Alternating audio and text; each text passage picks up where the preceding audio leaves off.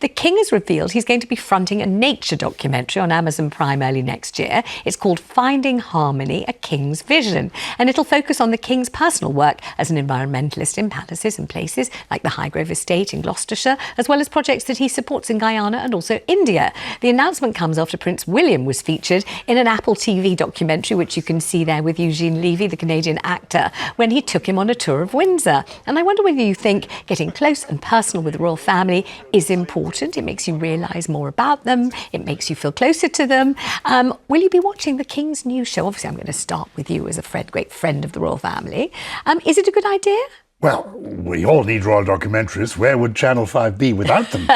And I think we need royal documentaries featuring members of the royal family, because that's the way we communicate now. And the reason the royal family goes on working is it actually does modify itself, adjust itself to ways of communicating in this day and age.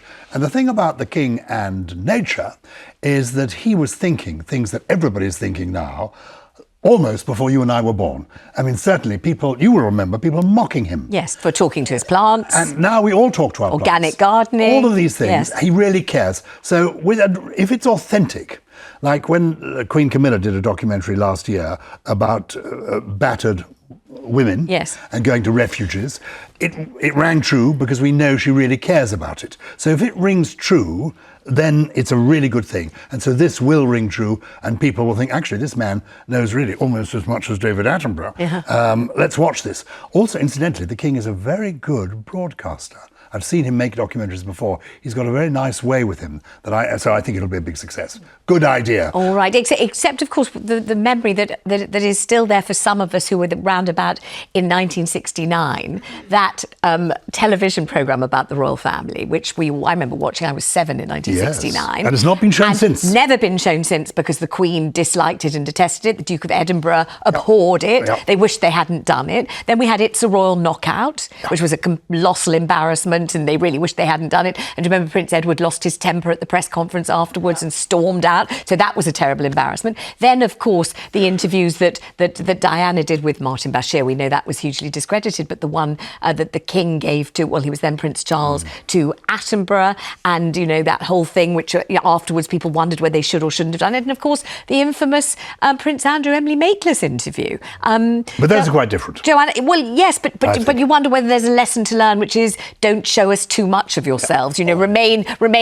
unattainable, remain a bit mysterious, that thing. But I love the fact that this is something he's hugely passionate about, and likewise the Prince of Wales. This is their real passion: the environment, nature, the countryside, and therefore they've got a great voice. These are globally recognised figures, and I think their passion opens doors to other people. We've got this great leader of this in David Attenborough, who is wonderful, but there is so much more to be done. And I think that the Prince of Wales is relatable to a different generation, and I think the King has got gravitas. And he knows his onions here. This is onions. The subject. An organic onion, nothing like it. I don't watch them, but I liked them when they were personal. I think that's the point that I really enjoyed. I think when Prince William was talking about mental health and he was doing that work, I thought that was really interesting. I think when we talk about the royals, I think that's when they get into hot water. I think there's too many parts that are incomplete. I think the family being fractured at the moment doesn't necessarily help the presentation of the family, and I think, but there are things that they are passionate about. I think that can be really interesting. If I ended up watching King Charles talk about the garden, I'd probably want to watch. I'm a bit green-fingered myself, but I don't think I would turn it on to watch anything royal related. Very quickly, I do believe that much of the audience and who they're trying to speak to probably isn't very much me. And I think even the fact that Prince William decided to speak to Eugene Levy, I wouldn't see where I would find any relatability in what they were talking about. That's interesting, because you just said you've got green fingers, so that I think if I saw it in the background, I'd kind of pay attention to see his input. But I think Prince William and Harry are my gateway into the royal family, and I think they haven't necessarily been able to gather the support of the younger generation of people who potentially may have been interested in the royal family. I mean, that's why some people thought that Harry and Meghan got it desperately wrong, Giles, when they chose to make a documentary on polo, which people felt was the most elitist, peculiar choice, because it set them so far above Joanna, everybody else. Turgid. Boring. Honestly, And it was boring, I tried to watch it. It was boring and turgid, and just lots of people crying. Were they There was a crying? lot Why of were they tears. crying? Why were they crying? Oh, because they'd lost a match and Oh. and then invested millions in it. And I mean, I was sort of doing a bit of boo-hoo for them too. I mean, couldn't good. care less. By chance, I met up with Eugene Levy and asked him how he got this great scoop. Yeah. And he said, well, we just sent an email. Really? And the reply, one email saying, would you do it? Reply coming through saying, yes, I love American pie, delighted to do it. In brackets, it didn't say, and you are Canadian and not a journalist, close brackets. They did not say that. And then there was no questions asked about what we would talk about. How great. I'd be happy to do it. I'm free this date. Come along. I'll meet you at 9:30 at Windsor Castle. And maybe that's why it went over so well, And because it felt natural. Yeah. William Yeah. bowled up on his scooter, his electric scooter. And that was great. And he was a fan of Eugene. Yes, genuine Not fan. because He of really Schitt's wanted Creek, to do because it. of American Pie. Yeah, He yeah. was pleased to do it, and it just was normal. Fantastic. Let's go to Carol in London. How do you feel about royal documentaries, Carol? I'll be absolutely honest. First of all, good afternoon Hello. to all of you, Vanessa and the panel, especially Gyles. I knew you were going to say that. I knew. It was And I'll a good tell you afternoon to why. everyone, but especially Gyles. I just knew that No, was I going to tell happen. you why. Because Why? I go to the care home every day to see my father who's got dementia, and there's an elderly man called Nicholas in there who walks around with Gyles' books, one in each hand, and sweet. talks about Gyles Brandreth all day, so it's quite cute. But apart from that, good afternoon all panel. I'll get to the Hello. point of the call.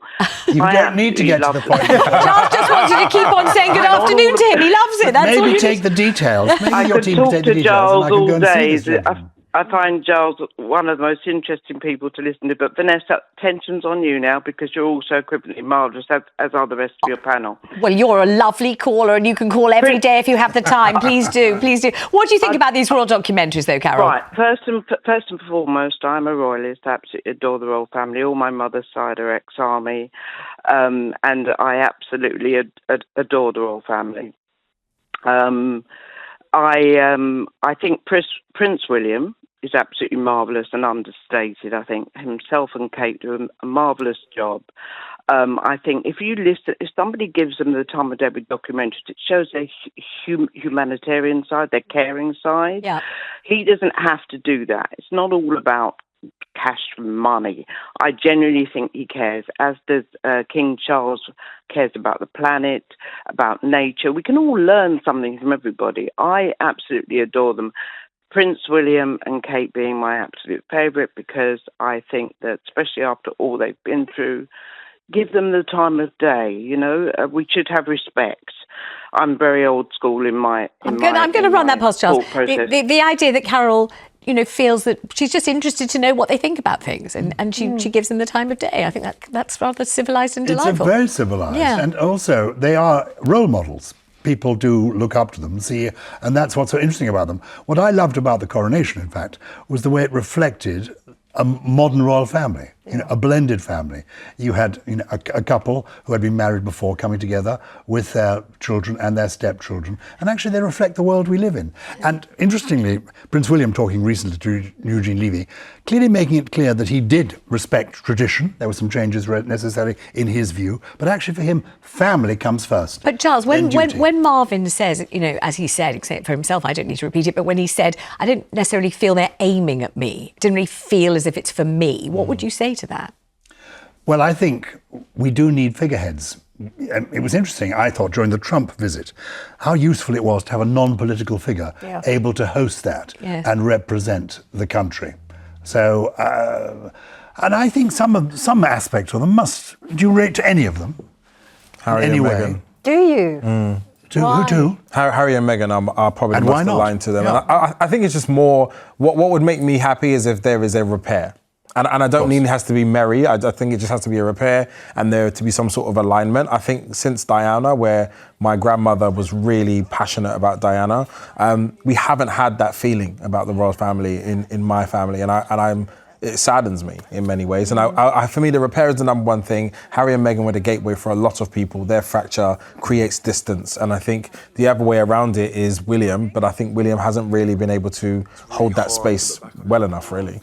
It's interesting. Let's go to Joe in East Sussex. Hello, Joe. Do you like the idea of the royal family doing more documentaries? Hi. I have to say, Vanessa, you're the best woman, and I have to say, Gyles, I've listened to you all day. Another fangirl moment. What I want to say is that my daughter lives in Windsor, and it's really put on a different thing from how I look at the monarchy. The monarchy are the best.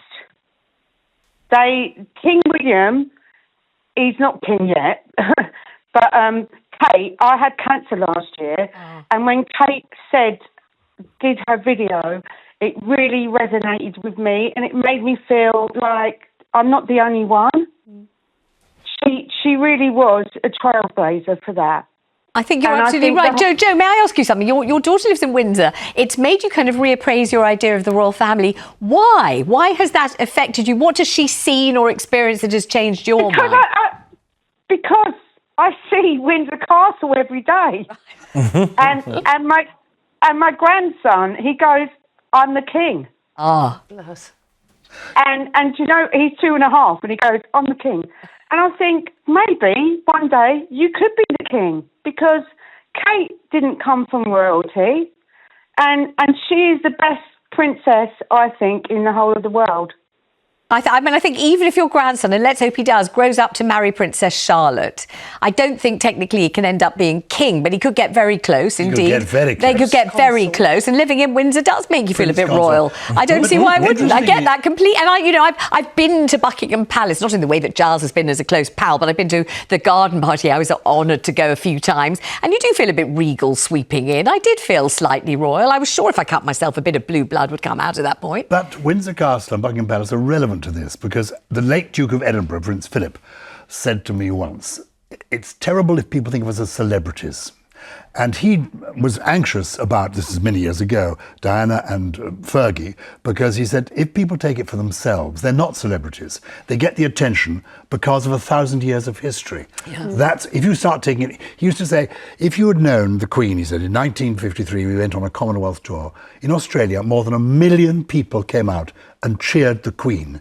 If she thought it was about her, he said, it would have been so corrosive, it would have changed her. Yeah. But the Queen, he said, is the same with one person or 1 million people. I think the problem comes in if we begin to look at them as celebrities, or if any of them regarded themselves as celebrities, which I think they don't.